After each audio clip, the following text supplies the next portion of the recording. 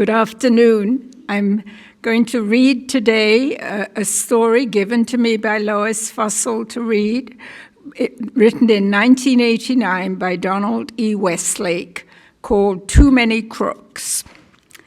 "Did you hear something?" Dortmunder whispered. "The wind," Kelp said. Dortmunder twisted around in his seated position and deliberately shone the flashlight in the kneeling Kelp's eyes. "What wind? We're in a tunnel." "There's underground rivers," Kelp said, squinting, "so maybe there's underground winds. Are you through the wall there?" "2 more whacks," Dortmunder told him.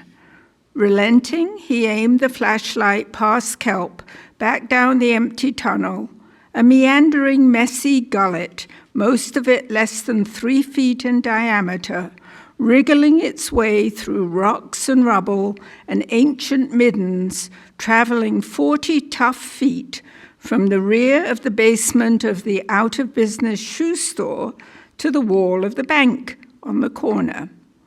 According to the maps Dortmunder had gotten from the water department by claiming to be with the sewer department, and the maps he had gotten from the sewer department by claiming to be with the water department, just the other side of this wall was the bank's main vault. 2 more whacks and this large, irregular square of concrete that Dortmunder and Kelp had been scoring and scratching at for some time now would at last fall away onto the floor inside, and there would be the vault. Dortmunder gave it a whack. Dortmunder gave it another whack. The block of concrete fell onto the floor of the vault. "Oh, thank God," somebody said. "What?" Reluctant but unable to stop himself, Dortmunder dropped the sledge and flashlight and leaned his head through the hole in the wall and looked around. It was the vault, all right, and it was full of people. A man in a suit stuck his hand out and grabbed Dortmunder's and took it while pulling him through the hole and on into the vault. "Great work, officer," he said. "The robbers are outside." Dortmunder had thought he and Kelp were the robbers. "They are." A round-faced woman in pants and a Buster Brown collar said, "5 of them with machine guns." "Machine guns," Dortmunder said. A delivery kid wearing a mustache and an apron and carrying a flat cardboard carton containing 4 coffees, 2 decafs, and a tea said, "We all hostages, man. I gonna get fired." "How many of you are there?" the man in the suit asked, looking past Dortmunder at Kelp's nervously smiling face. "Just the 2, Dortmunder said, and watched helplessly as willing hands dragged Kelp through the hole and set him on his feet in the vault. It was really very full of hostages. "I'm Kearney," the man in the suit said. "I'm the bank manager, and I can't tell you how glad I am to see you." Which was the first time any bank manager had said that to Dortmunder, who said, "Uh-huh," and nodded, then said, "I'm Officer Diddums, and this is Officer Kelly." Kearney, the bank manager, frowned. "Diddums, did you say?" Dortmunder was furious with himself. Why did I call myself Diddums? Well, I didn't know I was going to need an alias inside a bank vault, did I? Aloud he said, "Diddums, it's Welsh." "Ah," said Kearney. Then he frowned again and said, "You people aren't even armed." "Well, no," Dortmunder said. "We're the hostage rescue team. We don't want any shots fired. Increase the risk for you civilians." "Very shrewd," Kearney agreed. Kelp, his eyes kind of glassy and his smile kind of fixed, said, "Well, folks, maybe we should leave here now, single file. Make your way in an orderly fashion through—" "They're coming," hissed a stylish woman over by the vault door. Everybody moved. It was amazing. Everybody shifted at once. Some people moved to hide the new hole in the wall. Some people moved to get further away from the vault door. And some people moved to get behind Dortmunder, who suddenly found himself the nearest person in the vault to that big, round, heavy metal door, which was easing massively and silently open. It stopped halfway, and 3 men came in. They wore black ski masks and black leather jackets and black work pants and black shoes. They carried Uzi submachine guns at high port. Their eyes looked cold and hard, and their hands fidgeted on the metal of the guns, and their feet danced nervously, even when they were standing still. They looked as though anything at all might make them overreact. "Shut up," one of them yelled, though nobody had been talking. He glared around at his guests and said, "Gotta have someone to stand out front. See, can the cops be trusted?" His eye, as Dortmunder had known it would, lit on Dortmunder. "You," he said. "Uh-huh," Dortmunder said. "What's your name?" Everybody in the vault had already heard him say it, so what choice did he have? "Diddums," Dortmunder said. The robber glared at Dortmunder through his ski mask. "Diddums? It's Welsh," Dortmunder explained. "Ah," the robber said and nodded. He gestured with the Uzi. "Outside, Diddums." Dortmunder stepped forward, glancing back over his shoulder at all the people looking at him, knowing every goddamn one of them was glad he wasn't him. Even Kelp, back there, pretending to be 4 foot tall. And then Dortmunder stepped through the vault door, surrounded by all these nervous maniacs with machine guns, and went with them down a corridor, flanked by desks, and through a doorway to the main part of the bank, which was a mess. The time at the moment, as the clock high on the wide wall confirmed, was 5:15 in the afternoon. Everybody who worked at the bank should have gone home by now. That was the theory Dortmunder had been operating from. What must have happened was, just before closing time at 3 o'clock, Dortmunder and Kelp had already been in the tunnel working hard, knowing nothing of events on the surface of the planet. These gaudy showboats had come into the bank, waving their machine guns around. And not just waving them either. Lines of ragged punctures had been drawn across the walls and the loose-side upper panel of the teller's counter, like connect-the-dot puzzles. Wastebaskets and a potted ficus had been overturned, but fortunately there were no bodies lying around. None Dortmunder could see anyway. The big plate glass front windows had been shot out, and 2 more of the black-clad robbers were crouched down, one behind the "Our Low Loan Rates" poster, and the other behind the "Our High IRA Rates" poster, staring out at the street, from which came the sound of somebody talking loudly but indistinctly through a bullhorn. So what must have happened? They'd come in just before 3, waving their guns, figuring a quick in and out, and some brown-nosed employee looking for advancement triggered the alarm. And now they had a stalemate hostage situation on their hands. And of course, everybody in the world by now has seen Dog Day Afternoon, and therefore knows that if the police get the drop on a robber in circumstances as these circumstances right here, they'll immediately shoot him dead.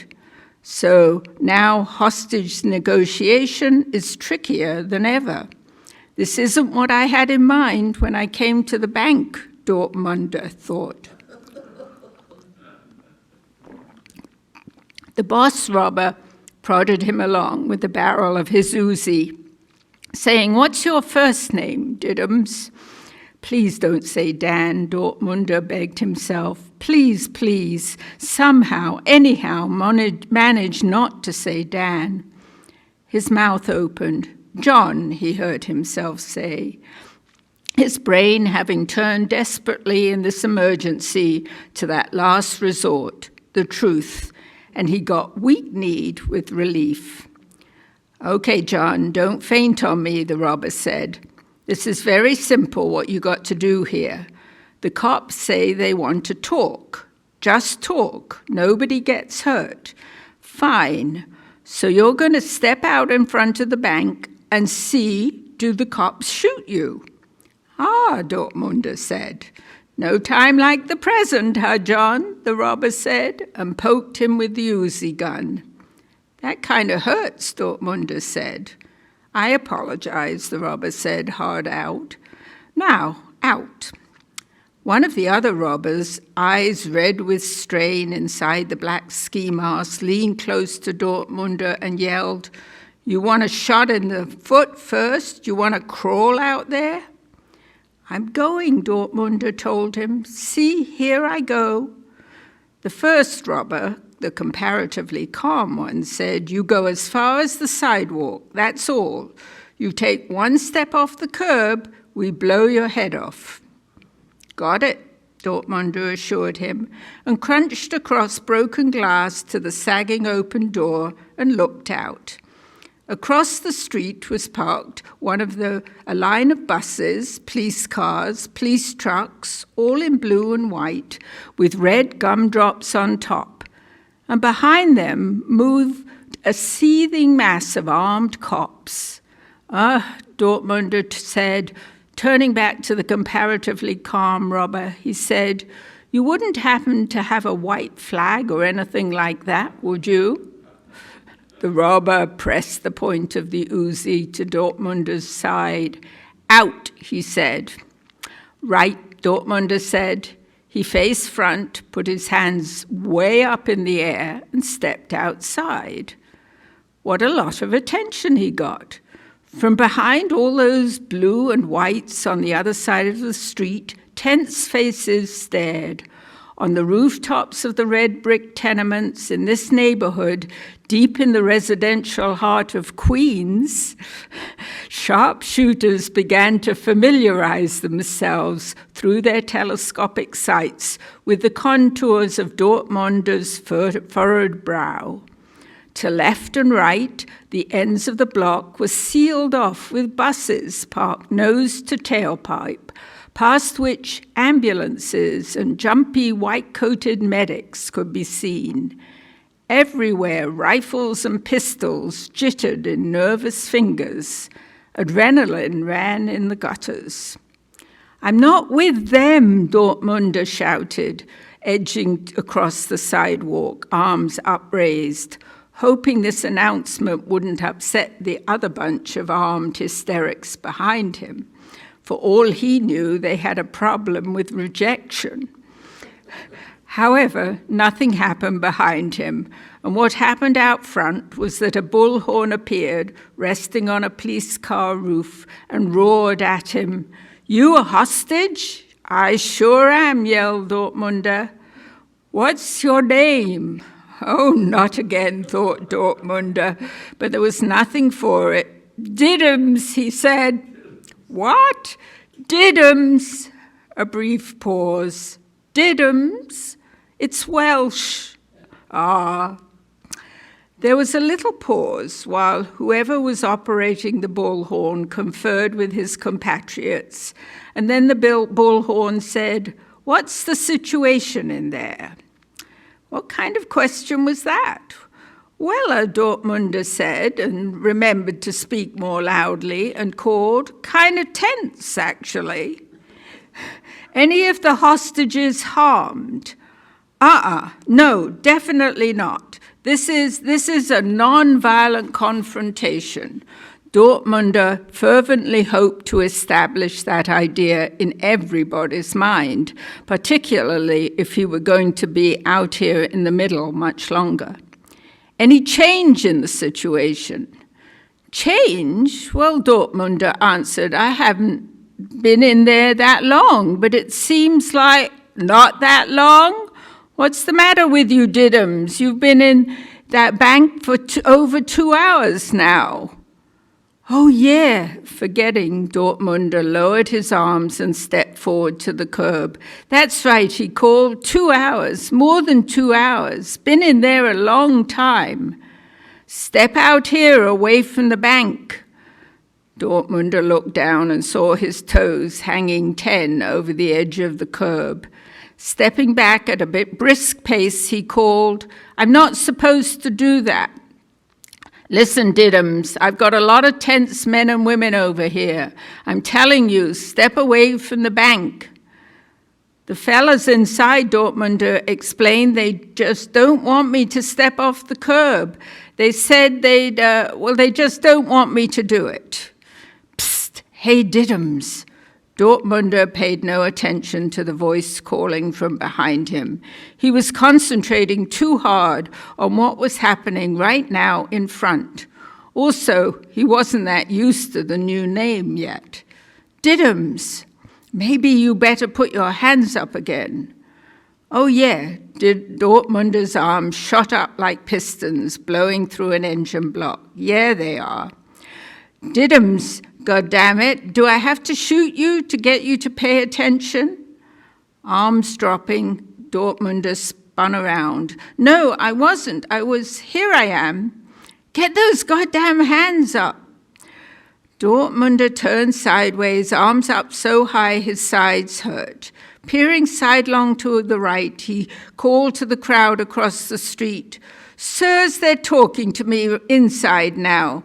Then he peered sidelong to his left, saw the comparatively calm robber crouched beside the broken door frame and looking less calm than before, and he said, Here I am. We're going to give them our demands now, the robber said, through you. That's fine, Dortmunder said. That's great. Only, you know, how come you didn't do it on the phone? I mean, that's the way it's normally. The red-eyed robber, heedless of exposure to the sharpshooters across the street, shouldered furiously past the comparatively calm robber, who tried to restrain him as he yelled at Dortmunder, You're rubbing it in, aren't you? Okay, I made a mistake. I got excited and I shot up the switchboard. You want me to get excited again?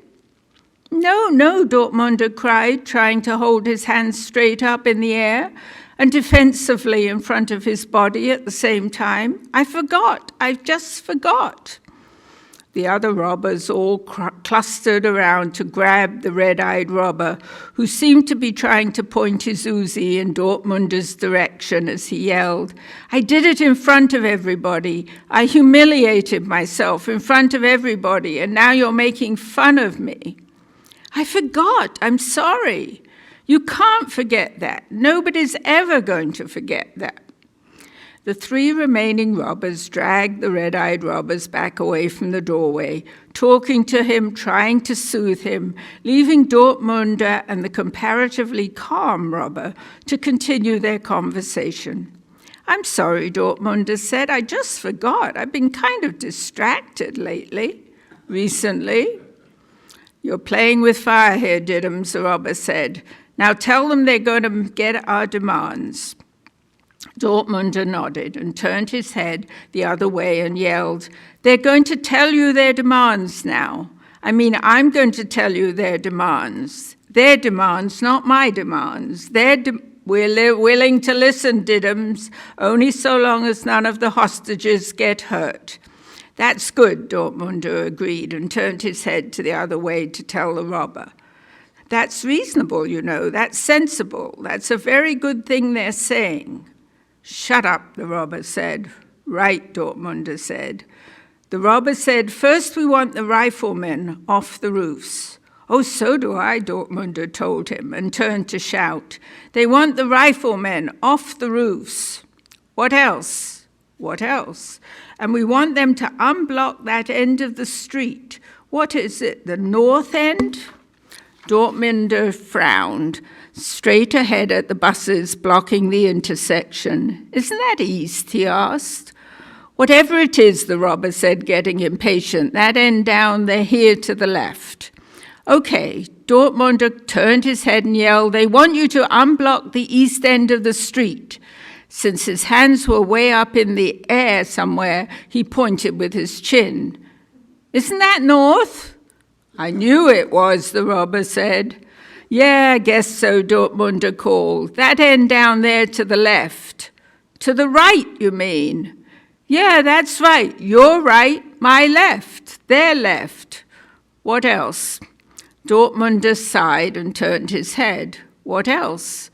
The robber glared at him. "I can hear the bullhorn, Diddums. I can hear him say what else. You don't have to repeat everything he says, so no more translations." "Right," Dortmunder said. "Gotcha. No more translations."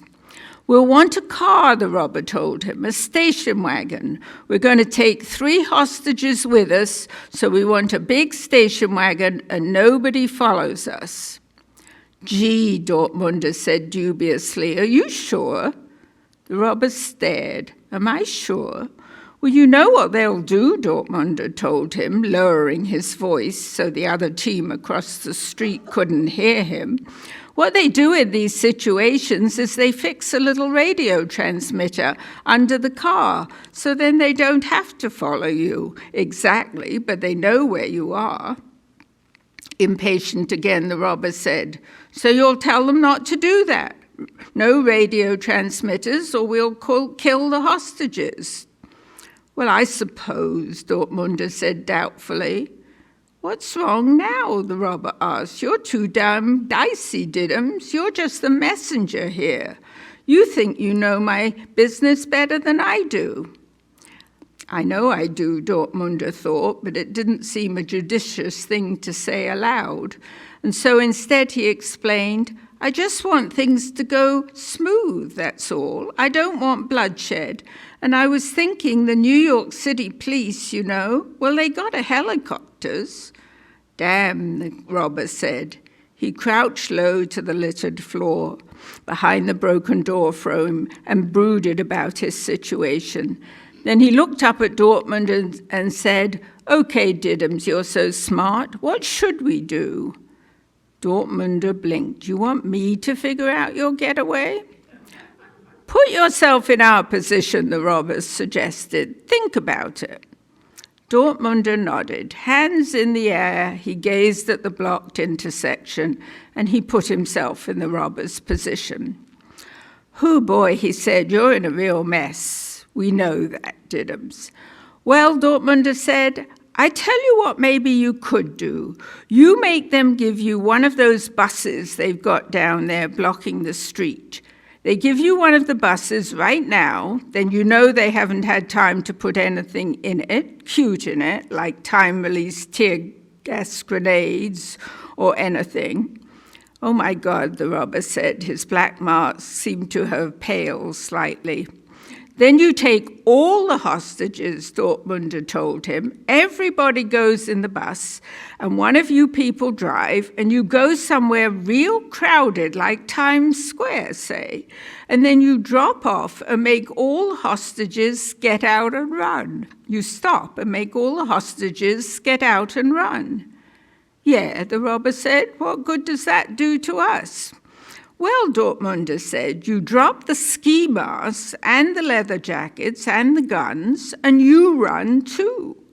20, 30 people all running away from the bus in different directions in the middle of Times Square in rush hour, everybody losing themselves in the crowd. It might work." "Geez, it might," the robber said. "Okay, go ahead and—" "What?" "What?" Dortmunder echoed. He strained to look leftward past the vertical column of his left arm. The boss robber was in an excited conversation with one of his pals, not the red-eyed maniac, in a different one. The boss robber shook his head and said, "Damn." Then he looked up at Dortmunder. "Come back in here, Diddums," he said. Dortmunder said, "But don't you want me to?" "Come back in here." "Oh," Dortmunder said, "I better tell them I'm going to move." "Make it fast," the robber told him. "Don't mess with me, Diddums. I'm in a bad mood right now." Okay, turning his head the other way, hating it that his back was toward this bad-mooded robber for even a second, Dortmunder called, "They want me to go back into the bank now, just for a minute."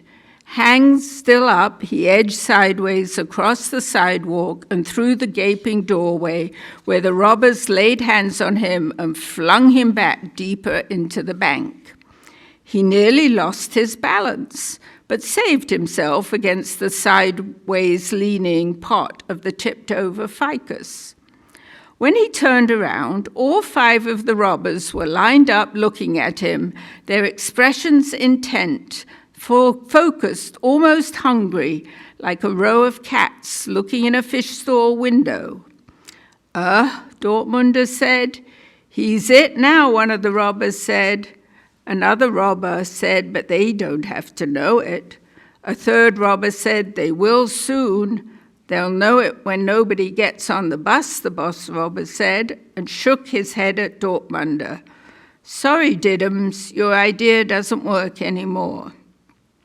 Dortmunder had to keep reminding himself that he wasn't actually part of this string. "How come?" he asked. Disgusted, one of the other robbers said, "The rest of the hostages got away. That's how come." Wide-eyed, Dortmunder spoke without thinking. "The tunnel." All of a sudden, it got very quiet in the bank. The robbers were now looking at him like cats looking at a fish with no window in the way. "The tunnel," repeated the boss robber slowly. "You know about the tunnel." "Well, kind of," Dortmunder admitted. "I mean, the guys digging it, they just got here just before you came and took me away." "And you never mentioned it?" "Well," Dortmunder said, very uncomfortable, "I didn't feel like I should." The red-eyed maniac lunged forward, waving that submachine gun again, yelling, "You're the guy with the tunnel. It's your tunnel." And he pointed the shaking barrel of the Uzi at Dortmunder's nose.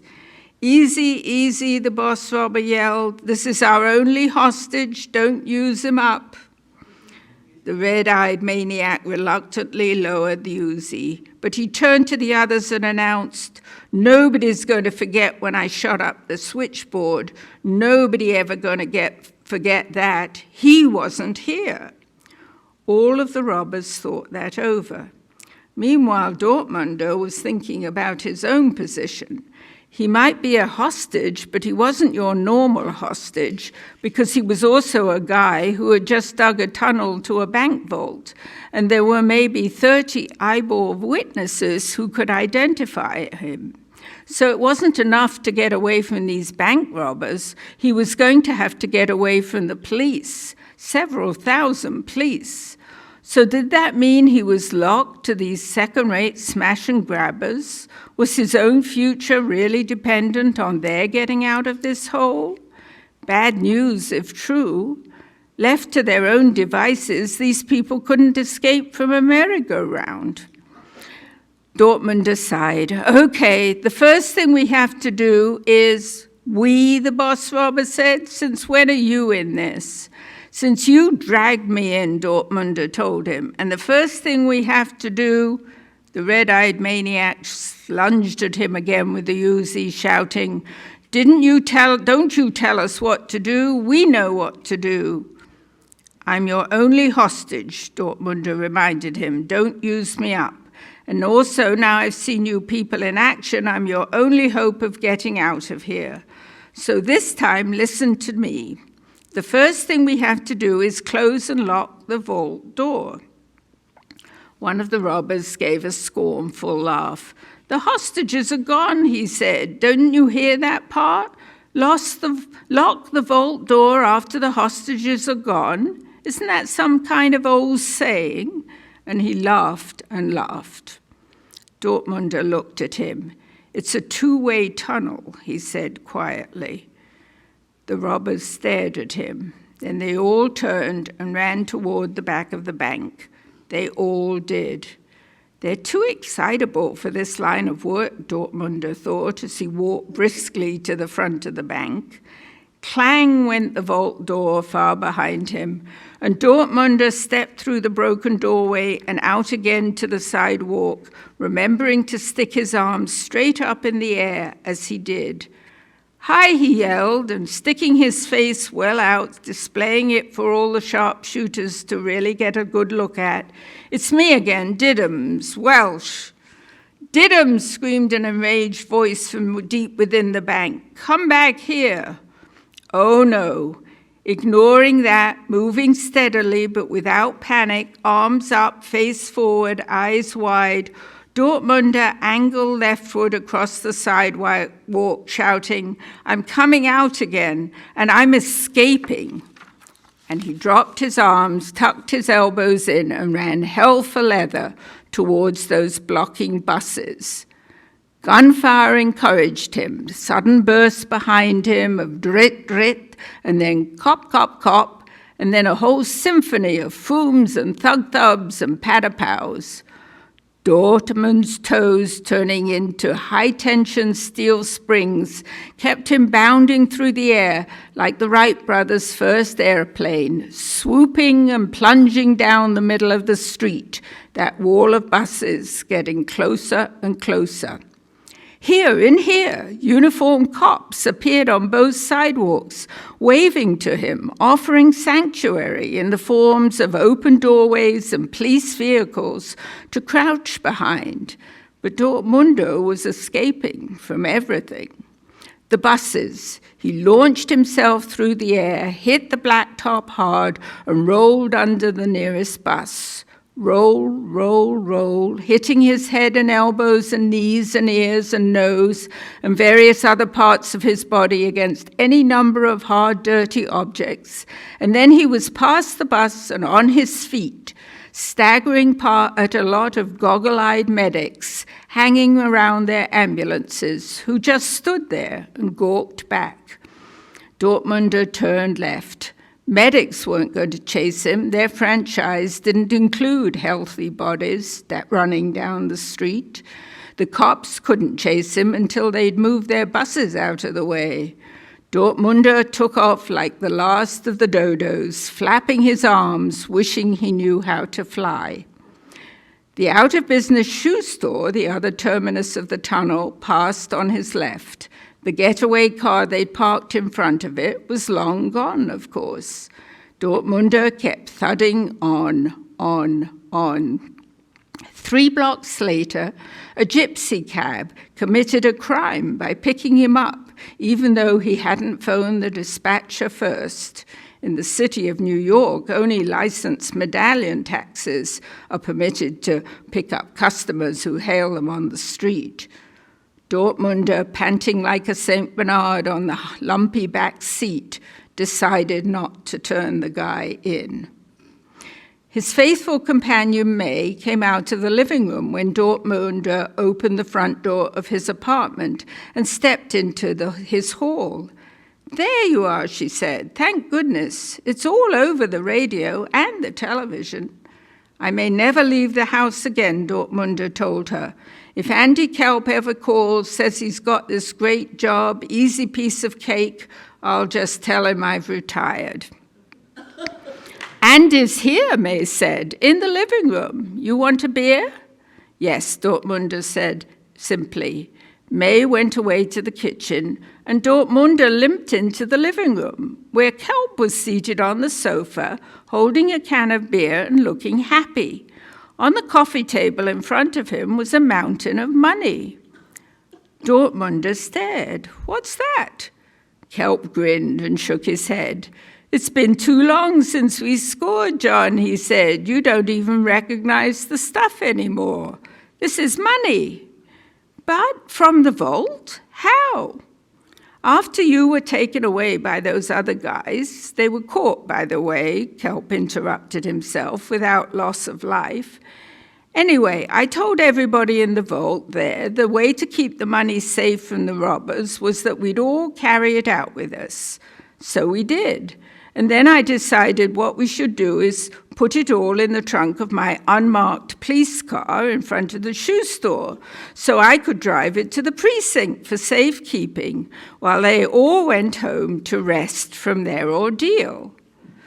Dortmunder looked at his friend. He said, "You got the hostages to carry the money from the vault?" "And put it in our car," Kelp said. "Yeah, that's what I did." May came in and handed Dortmunder a beer. He drank deep and Kelp said, "They're looking for you, of course, under that other name." May said, "That's the one thing I don't understand. Diddums. It's Welsh," Dortmunder told her. Then he smiled upon the mountain of money on the coffee table. "It's not a bad name," he decided. "I may keep it." Okay. And I did look up Diddums, and actually there's a name Didams that's AMS that is Welsh, so, but not Diddums. Thank you. That was good. Donna was like it was written so real.